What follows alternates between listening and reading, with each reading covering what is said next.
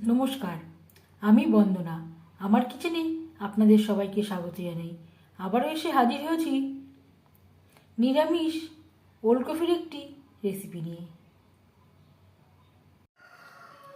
নিরামিষ ওলকপির তরকারি রান্না করার জন্য এখানে আমি 2টো ওলকপি আর একটা আলু টুকরো করে কেটে নিয়েছি। ওলকপি পরিষ্কার করে ধুয়ে নেওয়ার পরে প্রেসারে একটা সিটি দিয়ে নিয়েছি।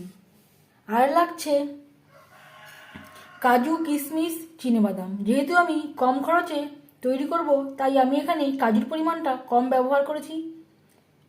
7-8টা কাজু, 15-16টা কিশমিশ, চিনেবাদাম আর দুধ দিয়ে একটা পেস্ট আমি তৈরি করে নিয়েছি। যদি শুধু কাজু আর কিশমিশ দিয়ে তৈরি করেন তাহলে দুধ অ্যাড করবার কোনো প্রয়োজন হবে না। আর নিয়েছি 2টো টমেটো, আদা ও কাঁচা লঙ্কা, যেটা আমি একসাথে বেটে নিয়েছি। দেখে নেওয়া যাক আজকের এই রেসিপিটি। আমি রান্নাটা করছি রিফাইন্ড অয়েলে। আপনারা চাইলে যে কোনো কুকিং অয়েলে করতে পারেন। 3 চামচ রিফাইন্ড অয়েল গরম করে নেওয়ার পর দিয়ে দিলাম 5 ফোড়ন। 20-25 সেকেন্ড ভেজে নেওয়ার পর দিয়ে দেবো টমেটো, আদা ও কাঁচা লঙ্কার পেস্ট। আর লাগছে মটরশুঁটি। মটরশুঁটি পুরোপুরি অপশনাল, ইচ্ছে হলে নাও দিতে পারেন। 2-3 মিনিট নাড়াচাড়া করে নেওয়ার পর দিয়ে দেবো হলুদের গুঁড়ো, স্বাদ মতো লবণ, জিরের গুঁড়ো,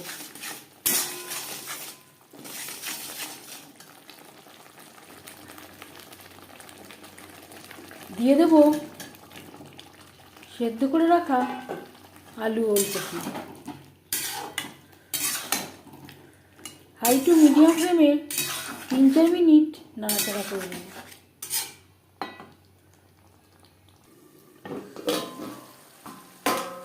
5-6 মিনিটের জন্য আমি এভাবে একটু ঢেকে দিয়েছিলাম। রান্নার স্বাদ অনেকটাই নির্ভর করে মশলা কষানোর উপর। লো ফ্লেমে যদি অনেকটা সময় ধরে মশলা কষানো যায়, রান্নার স্বাদ খুবই ভালো হয়। মশলার সাথে ওলকপি বেশ ভালো করে কষিয়ে নেওয়ার পর দিয়ে দেব কাজু, কিশমিশ, চিনেবাদাম ও দুধ, যেটা আমি একসাথে বেটে নিয়েছি।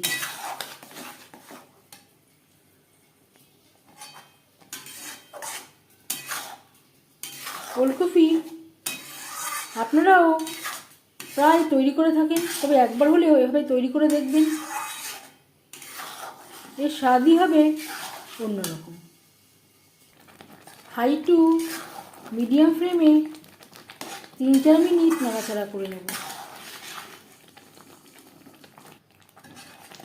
3-4 মিনিট নাড়াচাড়া করে নেওয়ার পর দিয়ে দেব জল।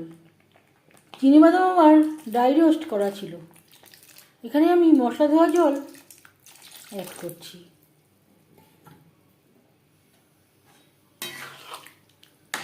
3-4 মিনিট গ্রেভি বেশ ভালো করে ফুটিয়ে নেব।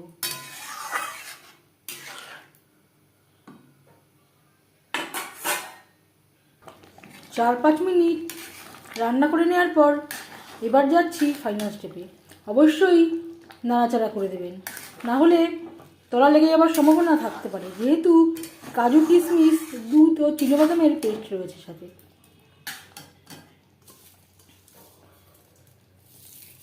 দিয়ে দেব কাসুরি মেথি, 1/2 চামচ গরম মশলা পাউডার। বেশ ভালো করে মিক্স করে দেব। 1-2 মিনিট নাড়াচাড়া করে নেওয়ার পর গ্যাসের ফ্লেমটা বন্ধ করে দেব।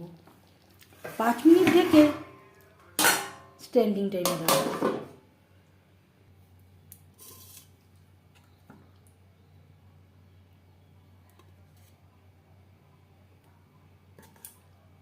প্রায় আধ ঘন্টা পর ঠিক এর ঘনত্ব এইরকম হয়েছে। যেহেতু আমি ভাতের সাথে সার্ভ করবো বলে একটু গ্রেভির পরিমাণটা বেশি রাখলাম। আপনারা যদি রুটি পরোটার সাথে সার্ভ করেন গ্রেভির পরিমাণটা কম করতে পারেন।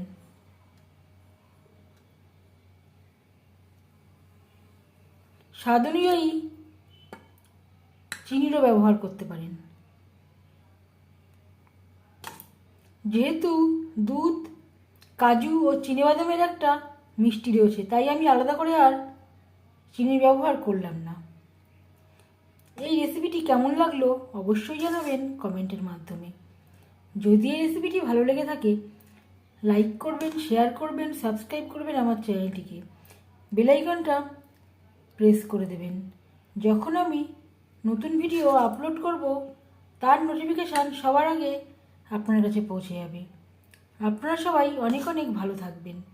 এই ভিডিওটি দেখার জন্য ধন্যবাদ।